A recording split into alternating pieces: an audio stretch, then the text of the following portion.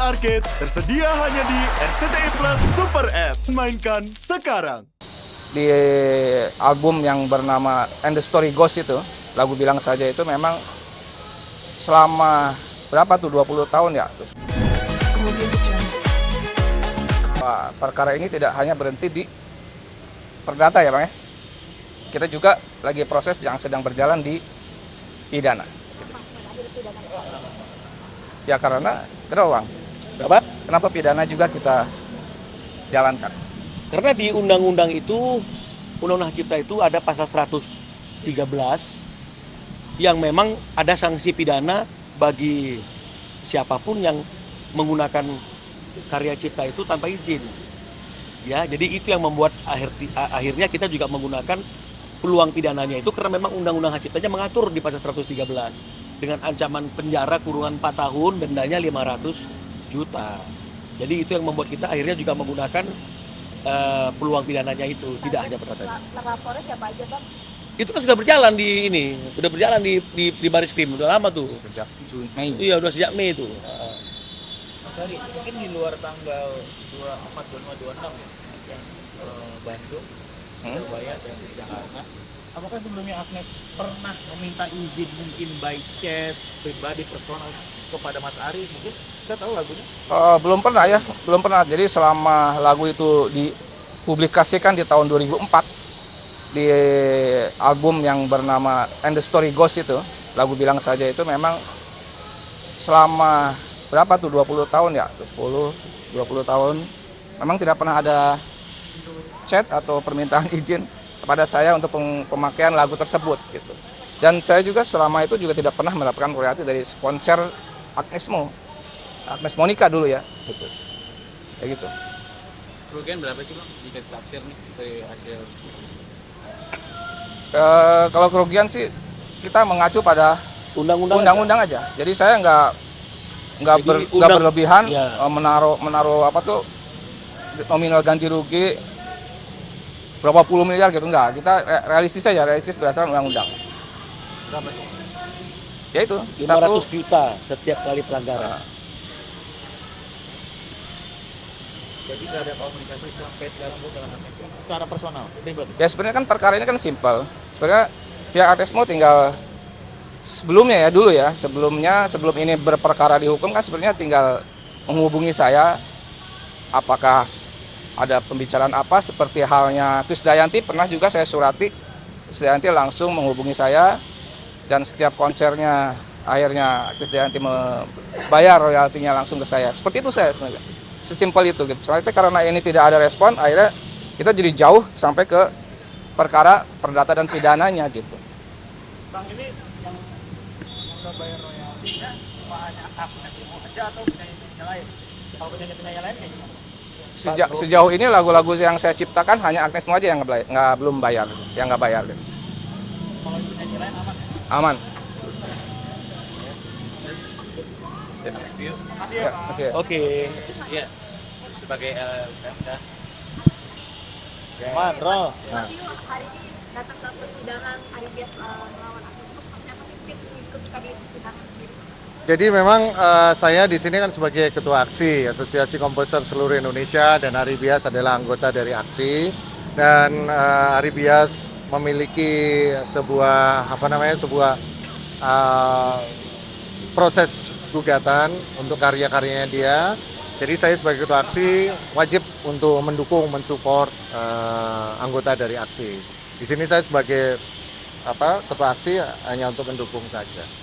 Kalau melihat masalah ini dari ketua aksi gimana? Ya memang masalah ini memang terjadi karena memang ada sesuatu yang tidak baik-baik saja di industri musik Indonesia, terutama sekali di tata kelola royalty performing right di Indonesia. Kenapa? Karena ada kesenjangan yang luar biasa antara para pencipta lagu seperti kayak Mas Ari Bias ini, dan pencipta lagu yang lain ada Denny Casmala, pencipta lagunya Reza Artamevia, itu ada kesenjangan, ada gap.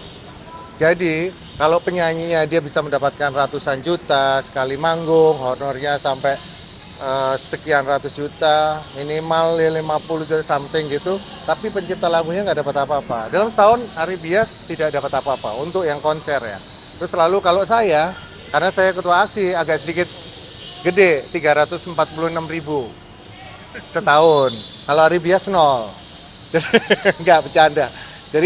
Jadi itulah terjadi kesenjangan. Si penyanyinya, artisnya, bayarnya mahal, luar biasa, tapi si penciptanya nggak ada.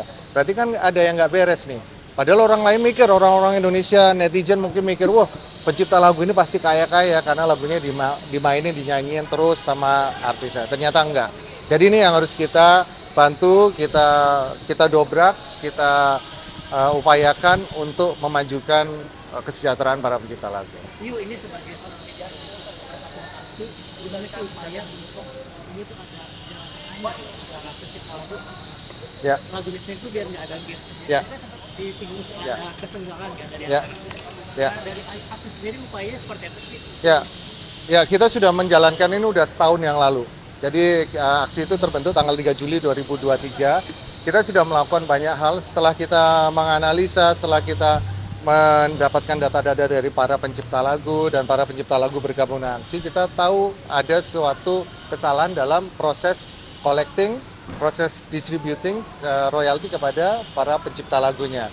Yang mana ini dilakukan oleh Lembaga Manajemen Kolektif Nasional yang disingkat LMKN, yang mereka ini mengklaim bahwa mereka adalah satu-satunya lembaga yang berhak untuk memungut atau mengkolek royalti performing right di Indonesia. Oke lah, kalau kita bilang oke, kalau kalian lembaga ini memang berwenang untuk memungut, mana hasilnya, mana mana hasil yang sudah diberikan kepada para pencipta lagu. Kita sudah menanyakan itu secara legal, kita juga sudah mensomasi. Ternyata jawabannya tidak pernah memuaskan dan tidak ada transparansi sama sekali. Berarti ada sesuatu something wrong di sini. Oleh karena itu kita bergerilya terus, kita bergerak, kita pada saat itu waktu masih ada KSP, kita ke KSP, ke Pak Muldoko, kita juga udah nyampaikan begitu. Terus habis itu kita bertemu dengan Kemenko Marves dan segala macam. Terus kita bertemu dengan Kumham pada saat itu, terus Parekraf juga. Tapi memang sampai hari ini kita masih belum menemukan formula yang pas untuk itu. Tapi karena memang masih ada istilahnya masih ada deadlock, jadi karena para pencipta lagu tidak mendapatkan haknya, tidak mendapatkan bagiannya, kita mengupayakan atau kita menyuarakan untuk melakukan direct license, yaitu langsung menagih saja kepada penyanyinya. Jadi umpamanya kayak gini, umpamanya Ari Bias, kan besok ada konser tuh Agnes Mo dan segala macam, dia minta umpamanya dia minta partnya gitu, ternyata nggak ada tanggapan, ya udah dilarang. Nah ketika dilarang tapi tetap dibawakan, hasilnya ini dilarang tapi tetap dibawakan dan hasilnya ini, karena sudah dilarang kan, sudah dilarang sesuai dengan pasal 9 Undang-Undang Hak Cipta nomor 28 tahun 2014 bahwa pencipta lagu untuk memakai lagu karya pencipta lagu harus mendapatkan izin, harus dapat izin dulu. Nah karena tetap dibawakan, ini makanya digugat oleh Ari Bias. Gitu. Oke Mas, terakhir Mas, mungkin ada pesan untuk Agnes Mo yang Sebenarnya tadi udah disampaikan sama Bang Minola ya, bahwa ini bukan hanya case untuk Agnes Mo aja, karena memang banyak yang lain juga terjadi seperti itu. Kita menyampaikan pada para pengguna karya cipta, para pengguna di sini luas.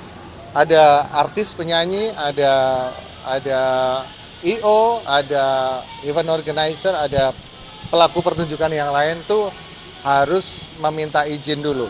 Dalam arti mereka minta izin kepada para penciptanya. Meminta izin itu artinya apa? Mendapatkan lisensi. Mendapatkan lisensi dari para pencipta lagu. Kalau nggak dapat lisensi ya harus bertanggung jawabkan. Gitu aja. ini kalau misalkan diminta mediasi antar Agnes Mo bos ini siapa ya? Ada solusinya mediasi antara Agnes Mo dan Waduh, kalau untuk hal itu saya nggak paham ya, karena itu di ranahnya pengacara atau di ranahnya penasihat hukum dari Ari Bias, bagaimana mereka melakukan ini supaya yang terbaik. Kalau saya hanya sebagai mensupport aja sebagai ketua aksi. Sorry. Ini kan diakui sekarang sudah ada perwakilan parlemen Dewan Mas dan Iya. usulan terkait direct license itu apakah sudah mulai disampaikan dalam pihak rapat mungkin nanti untuk digodok jadi revisi undang-undang dasar mungkin. Ya, kita memang harapan kita dari tahun lalu kita memang harapan kita ada satu yaitu revisi Undang-Undang Hak Cipta, terutama untuk pasal 23 ayat 5, pasal 87 dan pasal 89, lalu membatalkan PP 56 yang memberi kewenangan besar kepada LMKN untuk melakukan pemungutan royalti. Karena kita melihat bahwa LMKN memang tidak kompeten untuk bisa memberikan atau ada loss monitoring, tidak mampu untuk melakukan pengkolektingan konser-konser, live event di di Indonesia dan juga mendistribusikan royalti kepada para pencipta lagunya ternyata belum. Karena memang hasilnya adalah kawan-kawan pencipta lagu rata-rata dapat royaltinya cuma ratusan ribu, 300 ribu, 400 ribu, 100 ribu. Dan kita ada buktinya semua. Sedangkan event di Indonesia dalam tahun 2023 ada 951 event, total gross untuk sales-nya, untuk penjualan tiket itu ada sekitar 1,2 T. Dan itu tidak antara memang LMKN tidak mampu untuk melaksanakan itu. Kalau memang tidak mampu, sampaikan bahwa kami tidak mampu untuk mengkolek royalti. Tapi secara jiwa besar aja, saya tidak mampu, habis itu saya berikan kepada pencipta lagu untuk melakukan direct license. Sebenarnya itu aja sih. Itu aja yang kita harapin. Udah selesaikan aja. Tapi ini kan pada ngotot tuh, LMKN ngotot. Bahwa yang berhak untuk menagih adalah LMKN. Siap, terima kasih. Terima kasih.